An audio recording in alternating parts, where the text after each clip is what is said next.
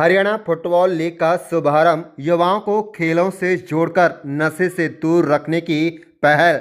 बता दें कि हरियाणा में खेल संस्कृति को मजबूत करने और युवाओं को नशे से दूर रखने के उद्देश्य से आज हरियाणा फुटबॉल लीग का शुभारंभ राष्ट्रीय एवं स्थानीय निकाय मंत्री विपुल गोयल ने किया। इस लीग में प्रदेश के 8 जिलों से आए खिलाड़ी भाग ले रहे हैं, जिन्हें 8 टीमों में विभाजित किया गया है।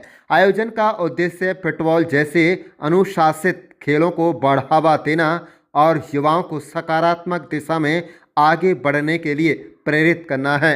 शुभारंभ के अवसर पर वक्ताओं ने कहा कि खेलों को प्रोत्साहन देना हरियाणा सरकार की प्राथमिकता रही है।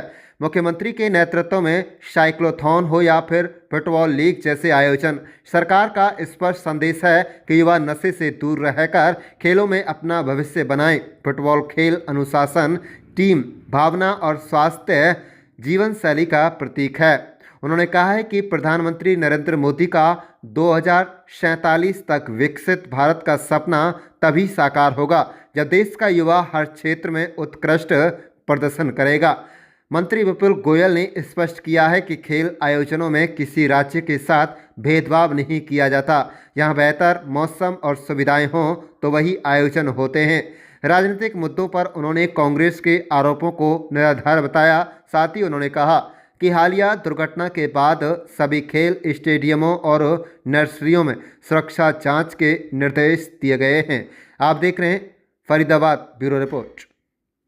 यहाँ हरियाणा फुटबॉल लीग जो कि जिसमें 8 डिस्ट्रिक्ट के खिलाड़ी भाग ले रहे हैं, उसका आज यहाँ पर आरंभ है। और उसके अलावा जो मैचेस हैं, 8 खिलाड़ी 8 टीमें जो खेलेंगी और फुटबॉल को प्रमोट करने का जो हरियाणा सरकार का एक मुहिम है, उसके अंदर एक अच्छा योगदान होगा। और फुटबॉल के द्वारा जो एक डिसिप्लिन खेल है, नशे से दूर रहने का भी जो संदेश है, वो लोगों तक पहुंचने का काम करेगा। माननीय मुख्यमंत्री जी की चाहे पहले साइक्लोथॉन हो, चाहे फुटबॉल की बात हो, चाहे अन्य खेलों को प्रमोट करना कि ये नशे से दूर रहें और खेलों में बच्चे अपना ध्यान लगाएं।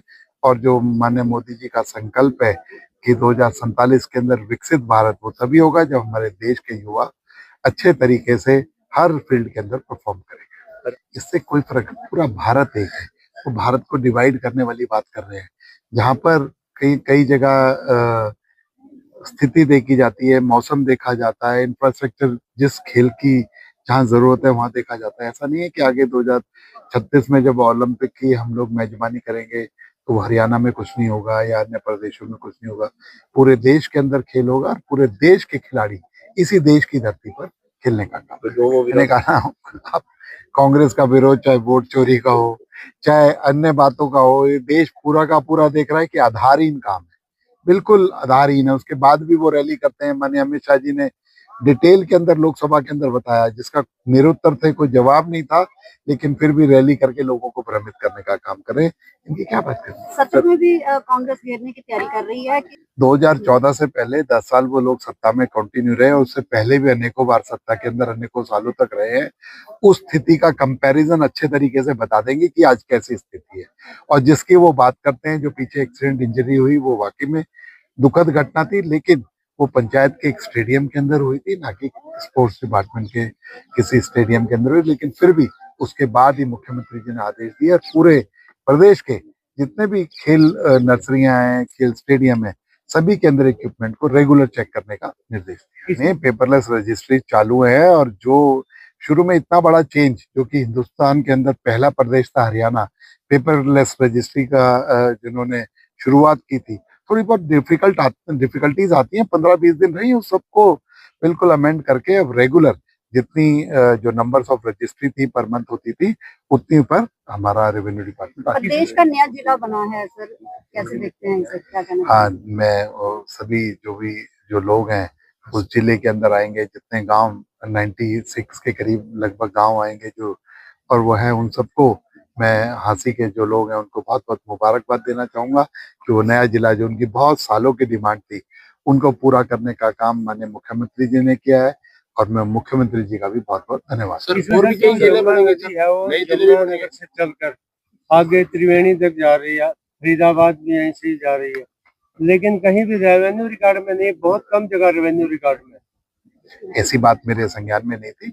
एक बार डिटेल करा देंगे, जहां जहां रेवेन्यू रिकॉर्ड में होगी वहां तक। सर पूर्व मुख्यमंत्री जी ने छितरौली के वहाँ जो नया जिला बनाने की घोषणा करी थी, वो नया जिला बन गया। ऐसे ही ये घोषणाएं, उन्हीं की सरकार है, भारतीय जनता पार्टी की सरकार है, इसलिए कोई चिंता ना करें। ये स्टेडियम भी अभी विधायक जी ने अपनी स्पीच के अंदर भी कहा था 90 करोड़ रुपए का इसके लिए अनाउंसमेंट हुआ है, उसे भी जल्द पूरा किया। इसका क्या है, वो कुछ भी कहती है, अविश्वास प्रस्ताव लेकर आए, जो नंबर गेम है। भारतीय जनता पार्टी का समर्थन है, पूर्ण बहुमत की सरकार है। अविश्वास प्रस्ताव लाकर ये लोगों के अंदर अपना मैसेज देने की बात करते हैं, लेकिन जनता अच्छे तरीके से जानती है किस बात के लिए अविश्वास प्रस्ताव लेकर आ रहे हैं। वोट चोरी की बात की, वो झूठ निकली। कोई और अन्य बातें करी कि संविधान बदल देंगे, वो झूठ निकली। किस बात पर अविश्वास प्रस्ताव? आत्म मंथन करें, अविश्वास प्रस्ताव की बात करें।